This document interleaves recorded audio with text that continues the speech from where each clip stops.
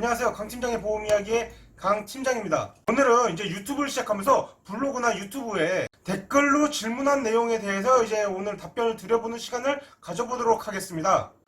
그 댓글 내용이 그렇게 많지는 않습니다만은 시간 날 때마다 일일이 그 댓글에다 이제 답변을 남겨드리고 있거든요. 그렇기 때문에 이제 많은 관심 가져주시기 바라겠습니다. 자, 첫 번째 내용입니다. 이 내용 같은 경우에는 이제 질병 후유장애에 대해서 이제 설명드렸던 영상에 남겨져 있는 댓글이었는데요. 댓글 내용 한번 읽어보겠습니다.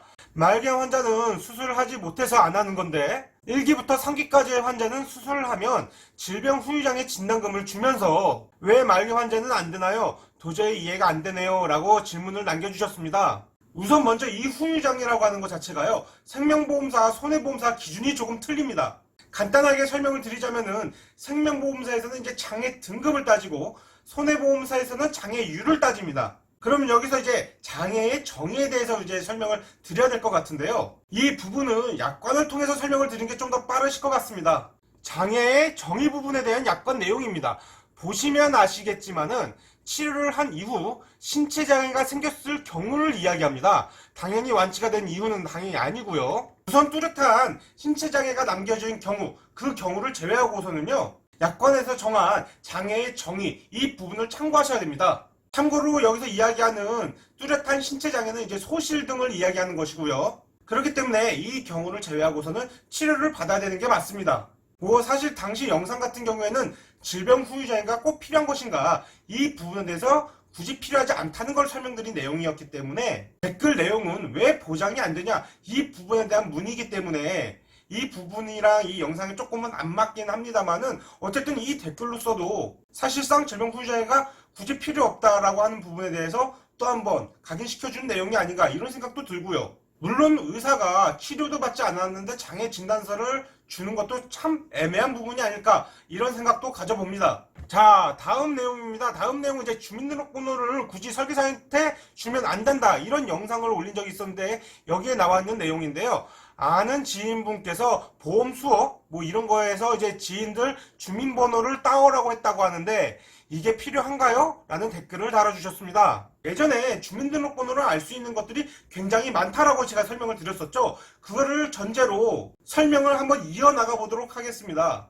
우선 회사에서 이런 걸 시켰다? 예, 맞습니다. 예전에는 이런 악행을 있었는 지점들이 굉장히 많았었는데 사실 요즘도 이런 지점들이 많다라고 하는 부분에 대해서 조금은 깜짝 놀랐습니다. 하지만 시켰다라고 한다면은 그거는 맞습니다. 그 이유는 무엇일까요? 그 이유는 가망 고객을 확보하기 위해서입니다. 전에도 말씀드렸습니다만은 이제 주민등록번호를 알 수 있는 것들이 이렇게나 상당히 많습니다. 그냥 아는 지인을 가망 고객이라고 하기보다는 이러한 정보를 기본적으로 깔고 있다라고 한다면은 가입시키기가 편하겠죠. 거기다가 지인이라고 해서 거리낌 없이 주민등록번호를 알려줬다? 그렇게 되면은 그만큼 보험사들 입장에서는 가입 가능성이 높은 가망 고객으로 봅니다. 그러면서 설계사들에게도 이제 압박이 들어가게 되는 것이고요. 제가 예전에 올렸던 영상 중에 보험사는 은행이 아니다 라고 남긴 영상이 있었는데요. 그 유튜브 영상에 남겨진 댓글입니다. 이 DBG와 KDB 최저 보증 5% 변액연금은 어떻게 생각하세요? 수익이 나든 안 나든 최저 5% 확정형인데요. 이렇게 댓글을 남겨주셨는데요. 제가 예전에 이 부분에 대해서 이런 영상을 올린 적이 있었습니다. 가입하지 말아야 될 5대 보험, 눈탱이 맞기 쉬운 보험이라고 이렇게 말씀을 드렸었죠. 그 중에 두 번째로 소개한 보험이 바로 변액보험입니다. 우선 변액보험인 경우 평균 사업비가 이제 11%가 나온다고 그랬었죠. 그렇기 때문에 100만원을 가입한다고 하더라도 평균 89만원으로 시작하는 것과 같다라고 했고요.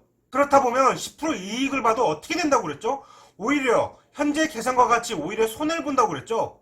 물론 10%의 손해를 본다면은 약 20%의 손해를 본 것과 같다라고도 이야기했습니다. 그리고 참고로 제가 영상을 올리면서 이런 자료를 올린 적이 있었습니다. 바로 이 부분인데요.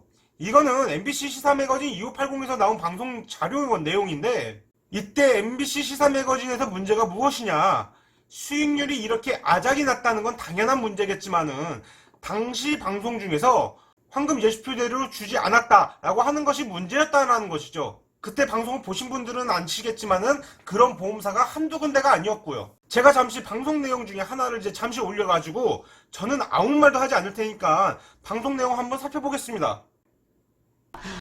이 새끼한테 입만 벌리면 거짓말이 자동으로 나와. 다음은 제 유튜브 영상을 이제 블로그에 올리면서 그 블로그에 남겨진 댓글 내용이었는데요. 그 내용을 한번 살펴보도록 하겠습니다. 이 내용은 보험을 해지하지 말고 수정을 해서 가져가라는 부분에 대한 영상을 남긴 부분에 대한 댓글 내용입니다. 실비에 있는 이번 일당을 삭제하는 게 낫겠네요. 2013년도 가입, 올해 44시 됐는데요. 이번 생각보다 1년에 한 번 할까 말까, 길어봐야 5일이더라고요. 암보험 100세 만기인데 80세로 줄이면 될까요? 암 이번 일당도 삭제해야 할까요? 라고 남겨주셨는데요. 제가 영상에서 많이 이야기를 했습니다만은 질병 입원 일당, 상해 입원 일당 이 부분들은 실비가 있다고 한다면은 굳이 추가로 가입하는 것은 추천드리지 않습니다. 그러니까 삭제하는 것도 용이하다고 보셔도 되시는데요. 암 입원 일당 같은 경우에는 조금 이야기가 틀려질 수 있습니다만은 13년도에 가입했다라고 한다면은 그냥 삭제하시는 게 좋습니다. 그 이유는 암 입원 일당이 보장이 이제 바뀌었기 때문인데요. 이걸 설명드리자면 내용이 굉장히 길어지기 때문에 간단하게 암 입원 일당은 암 입원 일당이 있고 암 직접치료 입원 일당이 있다. 이렇게까지만 설명을 드리면 될 것 같습니다.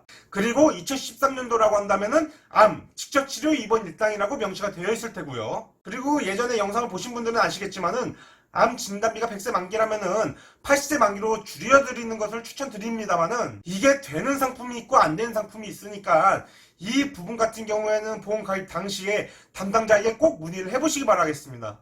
자, 오늘은 유튜브나 블로그에 댓글로 문의 주신 분들에 대해서 이제 질문에 대한 내용을 답변을 드렸었는데요. 이렇게 질문이 남겨져 있다라고 한다면은 한 번쯤은 더 언급을 하면서 짚고 넘어가야 되는 내용이 아닌가라는 생각으로 이 영상을 한번 준비해봤습니다. 오늘 내용이 도움이 되셨길 바라며 내용이 좋으셨다면 구독과 좋아요 부탁드리겠습니다. 감사합니다.